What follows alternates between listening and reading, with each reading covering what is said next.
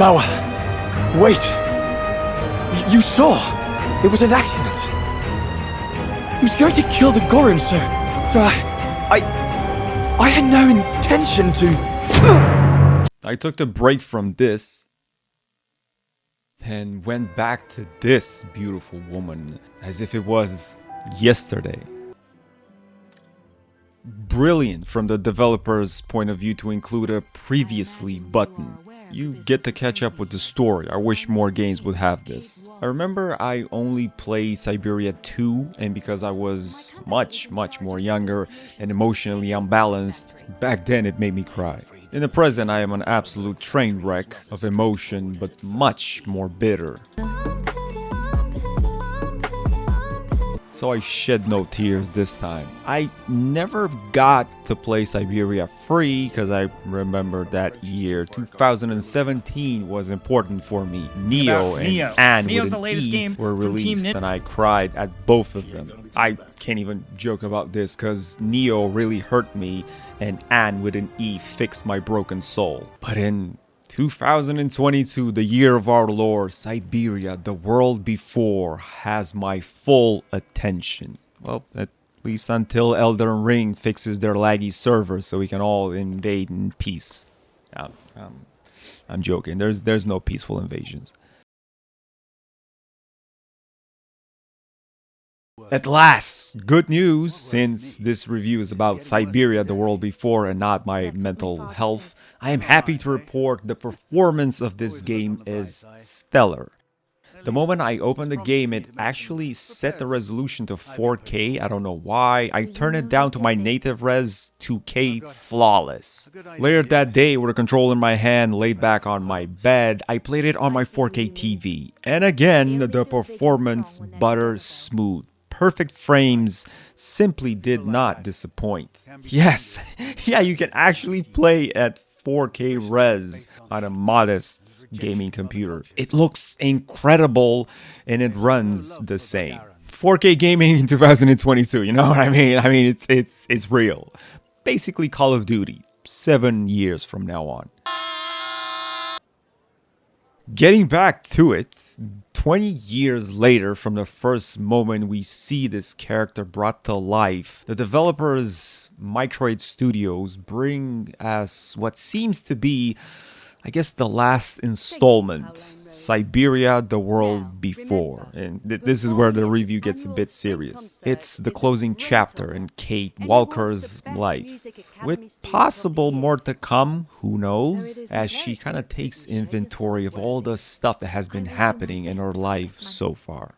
As you play through this, it kind of makes you want to go back and play the first games before diving even further in this one, even though by no means it's a request, but it is kind of cool to see what happened before. Okay, calm down. Good boy, nice and easy. Probably should have started this review with this sentence: I fell in love with this game from the beginning. Bro, it starts amazing. It continues pretty good enough to keep you going, and it ends like probably I don't know, one of the best novel adventures you ever read in your life. Whoever wrote this knew exactly what they were doing. One of the tags on Steam's page for this video game is choose your own adventure. Yeah, cool. I've never seen this tag before on any video game that I've played or whatever. I'm also a bit confused because I feel like I don't really know if the decision making in this game is as strong as the developers think it is. Yeah, sure, from the first seconds you jump into the game to the very end, you get a lot of decision making. I'm a bit skeptic to the extent of the decisions you make and their consequences. A lot of the stuff that I did probably would have ended up the same. But yeah, I mean, there's decision making and you feel like you're kind of taking things into your own hands. That's always something cool to look for in especially one of these games where shooting is not a thing. It's all about storytelling and puzzle. At the beginning of the game, there is a very important plot sequence, at least I think it's probably gonna weigh very heavily on the entire game, and it lasts for about an hour also of gameplay. I will not show you footage from that. You have to see those things, feel those things, play it as you go along. No spoilers here.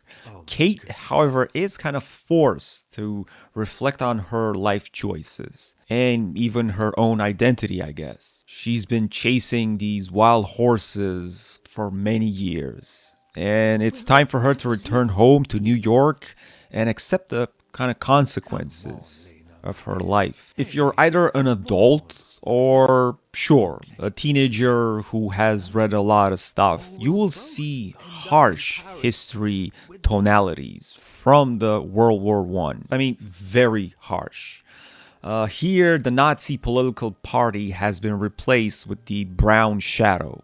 The Jews are replaced with a fictional name. Same also goes for the Vastica, which has been replaced with a different type of insignia, but the hints are everywhere. We also get a little bit of a gulag example. There's a lot of sad history here. The conflict with the Jews in the local towns where they used to live back in those days is actually shown in the first minutes of gameplay. You have to be blind not to see it, not to witness it. Like, what is happening here? This is definitely not a silly little puzzle game that you can play and forget. Allow me to make a comparison that you might not agree with. Life is Strange True Colors. I actually played that one. I finished it. I mean, here, the hero of the story is not a teenager with superpowers. Kate doesn't have any superpowers. She is an adult woman. She's emotional. She's tenacious, strong. At times, of course, she's scared and vulnerable. As you play, you get to see her limitations and vulnerabilities. This game wants itself to be as real as it gets. And the soundtrack really takes you there and helps a lot. Exploring with Kate has a subtle sound. Doesn't get you excited, not supposed to. It's subtle, it's in the background, and it kind of sparks curiosity. Then the music has the capabilities of highlighting tense moments, sorrow, joy, or even playfulness. It really is beautiful. It deserves all the credits, and I highly recommend you play this game with headphones on. For me, Syberia, The World Before, is a 10 out of 10. With very little flaws that I was able to find. They were so unimportant and uninterruptive that they don't even matter. They did a great job with this game.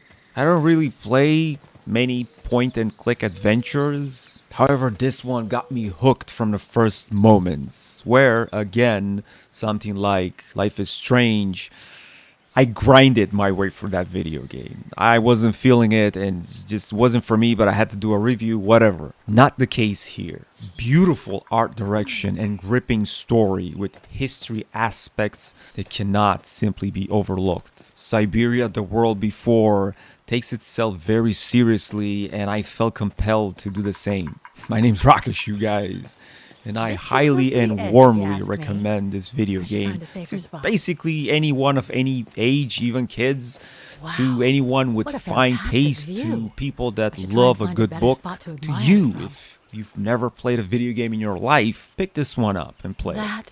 Give it a go, and let us know how you felt about it in the comment section. Thanks so much for watching. Switzerland should be Peace. nearby.